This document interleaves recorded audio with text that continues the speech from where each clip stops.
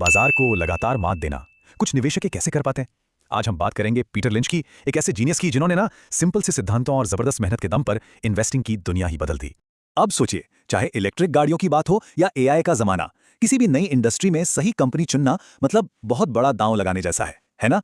लेकिन क्या कोई ऐसा तरीका हो सकता है कि हम सिर्फ एक घोड़े पर पैसा ना लगाएं बल्कि पूरी रेस की ग्रोथ का फायदा उठा ले?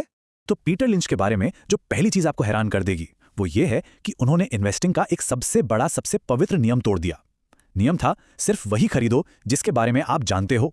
जरा इस नंबर पे ध्यान दीजिए, 1400। जी हाँ, एक टाइम पर पीटर लिंच के मैगेलन फंड में 1400 अलग अलग स्टॉक्स थे। आज के बड़े बड़े डाइवर्सिफाइड फंड्स में भी इतने नहीं होते, और इसी वजह से किसी एक इंडस्ट्री के ऊपर नीचे होने से लिंच को ज्यादा फर्क नहीं पड़ता था। तो ये जो सर्कल ऑफ कॉम्पिटेंस वाली बात है ना, कि भाई आपको बस उन्हीं इंडस्ट्रीज में पैसा लगाना चाहिए जिन्हें आप समझते हैं, लिंच ने इस आइडिया को ही चैलेंज कर दिया।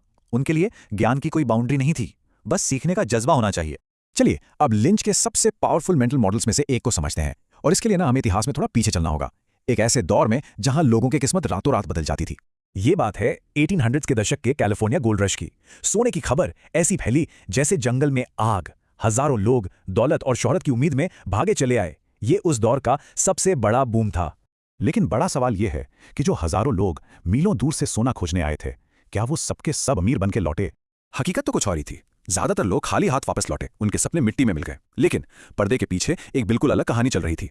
असली पैसा वो लोग नहीं कमा रहे थे जो धूल मिट्टी में मेहनत कर रहे थे। नहीं, असली पैसा तो वो लोग बना रहे थे जो इन मेहनत करने वालों को सामान बेच रहे थे। ये लोग फावड़े बेच रहे थे, कुदाल बेच रहे थे, टेंट और यहां तक कि मजबूत जीन्स जैसे लिवाइस।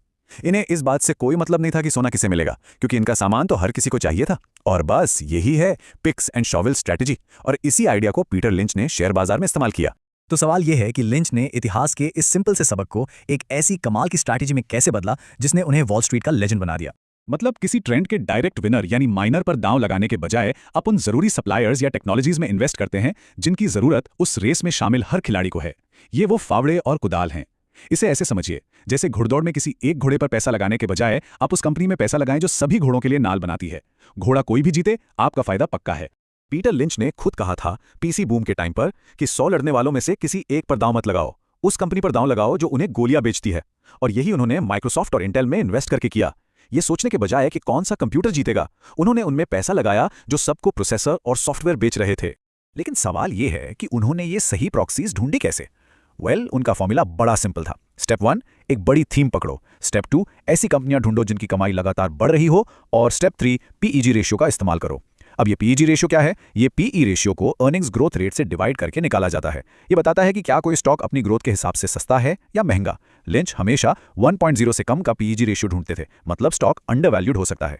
तो चलिए, थियरी तो समझ आ गई, अब देखते हैं कि आज के मार्केट में इसे कैसे अप्लाई किया जा सकता है। हमारे आसपास वो कौन सी छुपी हुई फावड़े और कुदाल वाली कंपनियां हैं? कुछ उदाहरण देखते हैं, जैसे सर्कुलर इकोनॉमी की थीम। यहाँ गणेश इकोस्फीयर जो प्लास्टिक रिसाइकलिंग टेक बनाती है, वो किसी भी कंपनी को अपनी टेक्नोलॉजी बेच सकती है, मतलब पूरी इंडस्ट्री की ग्रोथ का फायदा इन्हें मिलेगा। या फिर ईवी और सोलर रेवोल्यूशन में गुजरात फ्लोरोकेमिकल्स के स्पेशलिटी पॉलीमर्स, ये हर बैटरी और पैनल बनाने वाली कंपनी को चाहिए। या फिर केई इंडस्ट्रीज को ले लीजिए, इनके केबल्स और वायर्स हर कंस्ट्रक्शन प्रोजेक्ट में लगते हैं, बनाने वाला कोई भी हो। ये हैं आज के असली फावड़े और कुदाल। लेकिन एक मिनट रुकिए, एक बात याद रखना बहुत जरूरी है। सबसे अच्छी पिक्स एंड शॉवल वाली स्ट्रैटेजी भी फेल हो सकती है अगर कंपनी का मैनेजमेंट ही ठीक ना हो। इसलिए अपना होमवर्क करना बहुत बहुत जरूरी है। तो इन्वेस्ट करने से पहले कुछ सवाल जरूर पूछिए।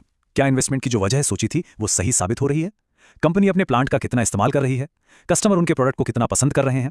और सरकारी नियम कायदे कंपनी की मदद कर रहे हैं या राह में रोड़ा बन रहे हैं? अगर प्लांट खाली पड़ा है या कस्टमर माल नहीं खरीद रहे तो यह खतरे की घंटी है। इसे बिल्कुल भी नजरअंदाज मत कीजिए। तो अब सवाल यह है कि अगला बड़ा गोल्ड रश क्या है? वो कौन सी बड़ी थीम है जो दुनिया को बदलने वाली है? और सबसे जरूरी, आप ये कैसे पता लगाएंगे कि आप सोना खोदने वालों में से हैं या फिर उन्हें फावड़े और कुदाल बेचने वालों में से? यही वो सोच है, यही वो माइंडसेट है जिसने पीटर लिंच को एक लेजेंड बनाया।